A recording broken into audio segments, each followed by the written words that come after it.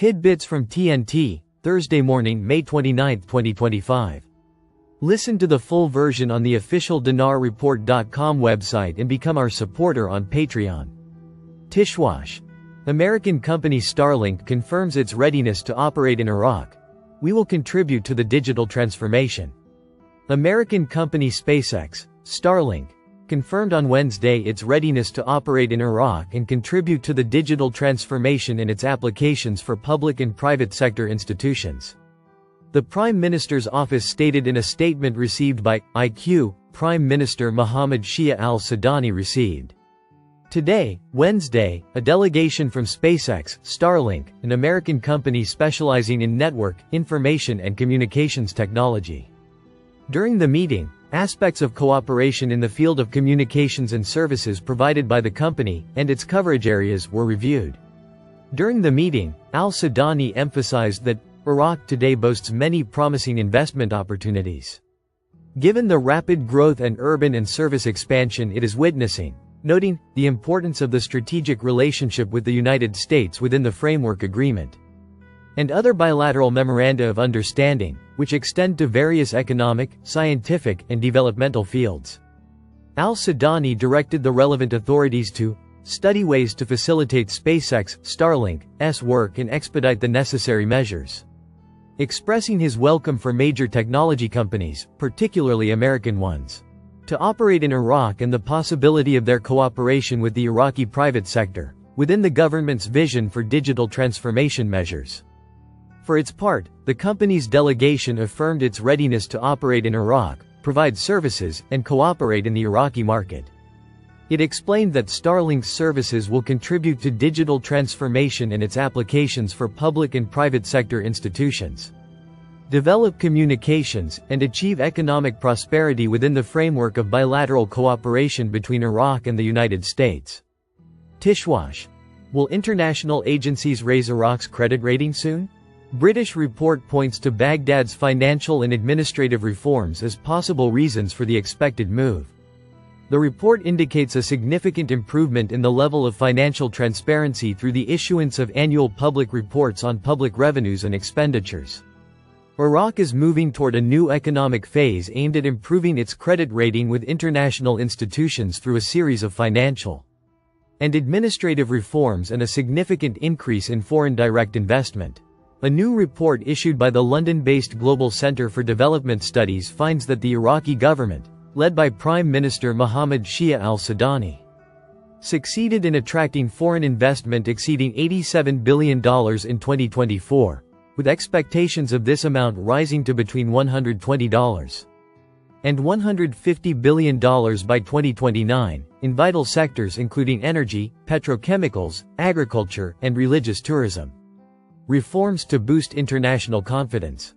The British report identified clear trends in Iraqi economic policy aimed at diversifying sources of income away from oil, strengthening financial governance, combating corruption, and increasing the independence of the central bank and improving monetary policy management. This has been reflected in declining inflation rates and a stable dinar exchange rate. Iraq faces significant economic challenges due to fluctuating oil prices, rising spending, a worsening fiscal deficit, and exchange rate instability. The report points to significant improvements in financial transparency through the issuance of public annual reports on public revenues and expenditures, and the updating of more than 200 laws over 2 years, enhancing the business climate and limiting the penetration of corruption networks into the state's institutions. Cooperation with international institutions. According to the report, Iraq is in the process of signing consulting agreements with 2 international companies. One will provide technical support to the Commercial Bank of Iraq in compliance with international financial standards, while the other will manage a public relations campaign aimed at improving Iraq's economic image and enhancing its chances of obtaining a better credit rating from international rating agencies such as Standard & Poor's, Moody's, and Fitch. The report indicated that Iraq's agricultural sector recorded a growth of approximately 15% in wheat production over the past 3 years, while the petrochemical sector achieved a rise of approximately 10% in 2023. Religious tourism, meanwhile, recorded a significant increase in exports. with the number of foreign visitors exceeding 20%, making it a promising sector for diversifying national income sources.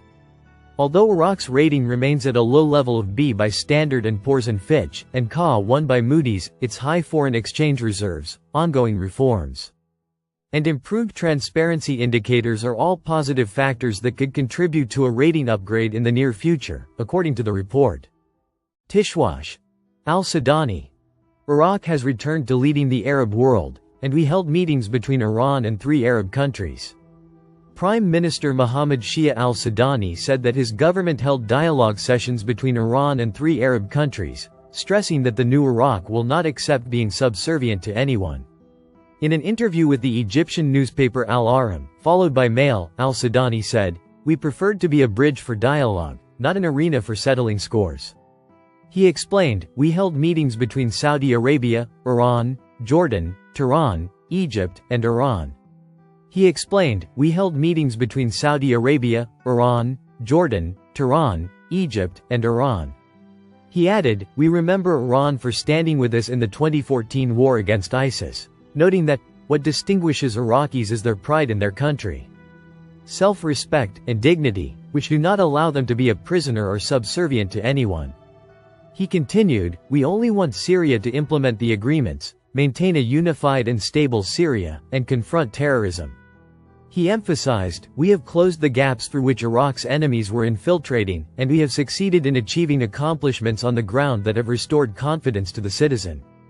He pointed out that, corruption was widespread, and efforts are being made to achieve progress, and citizens feel confident. Explaining that, the government's performance has sparked interest among young people and new generations in the importance of participating in the elections. He continued, "We not only completed the infrastructure, and our efforts were not limited to construction and reconstruction alone, but we also built an information infrastructure," noting that, Iraq has resumed its role in leading the Arab world. He stated that, the new Iraq does not accept being subservient to anyone, stressing that, Iraq is strong and stable. Listen to the full version on the official dinarreport.com website and become our supporter on Patreon. Source: dinarrecaps.com